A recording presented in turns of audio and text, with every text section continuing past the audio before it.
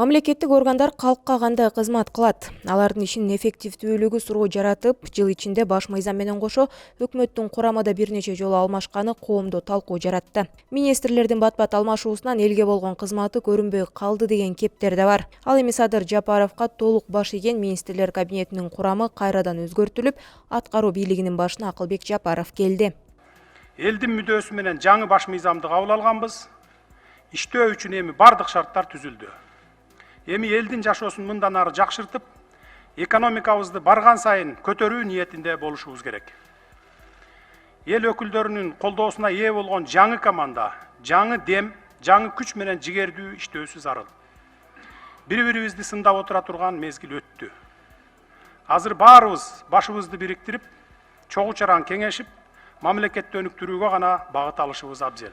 Жаңы өкмөттүн түзүмү министрлер кабинетинин төрагасы, анын 4 тармак боюнча орун басарлары жана 15 министрликтен турат. Жаңы курамда дагы да өзгөрүүлөр орун алды. Алсак тышкы иштер, тышкы соода жана инвестициялар министри болуп бириксе, саламаттыкты сактоо министрлиги менен социалдык камсыздоо жана миграция министрлиги болуп кайрадан бөлүнүп калды.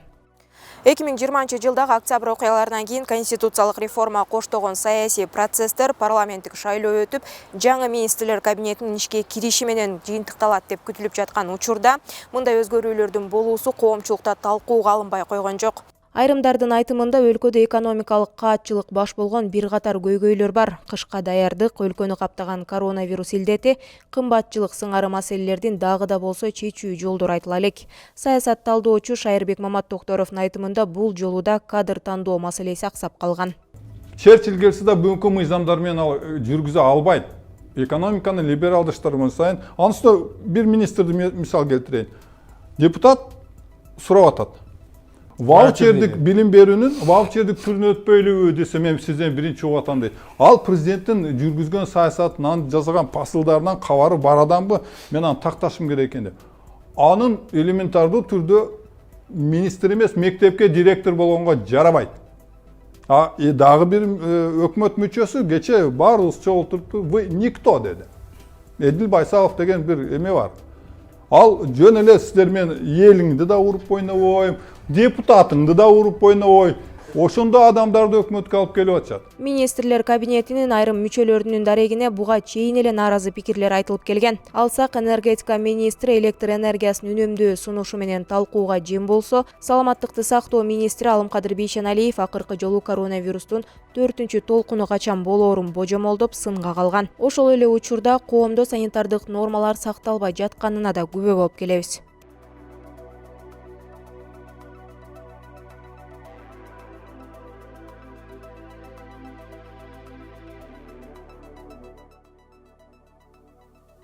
Жаңы министрлер кабинети алдына бир катар амбициялуу пландарды коюуда. Өкмөт башчы Акылбек Жапаров мамлекеттик бюджетти дээрлик 40%га көбөйтүүгө убада берди. Ал эми легендарлуу парламенттин депутаты Кемел Ашыралиев жаңы бийлик өлкөнүн ишин өргөлөтүп кетет деген үмүтү бар экендигин айтат. Бул өкмөттө жаңы өкмөт дегенибиз менен баягы орун алмашкан эле болуп калды да, анан эски өкмөт сыяктуу эле болуп калды да.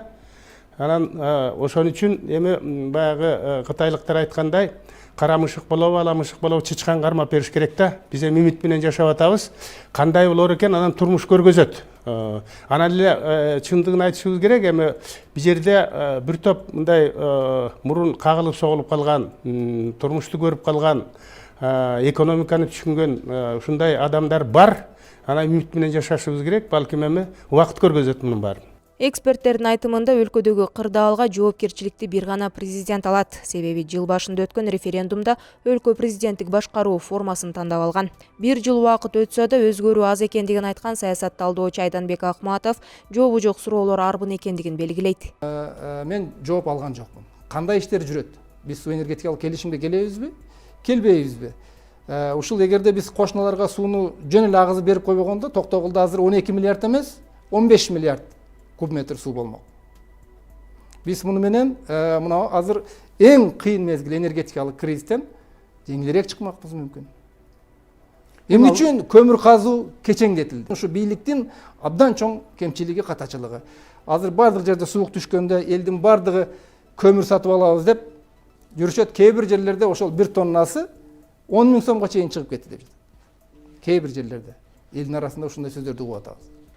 Өз кезегинде өлкө башчы Садыр Жапаров өнүгүүгө карата өзгөрүүлөр болоорун, бирок ага убакыт керек экендигин айтып келет. Эгер буга чейин оош кыйыш мезгилдерде улам өкмөттү садага чаап алмаштырган бийлик үчүн ыңгайлуу болсо, ал эми азыр аткаруу бийлигин ишке ашырган өлкө башчы мамлекеттин жүгүн көтөрүп, эл мүдөөсүн канчалык деңгээлде орундатат убакыт көрсөтөт.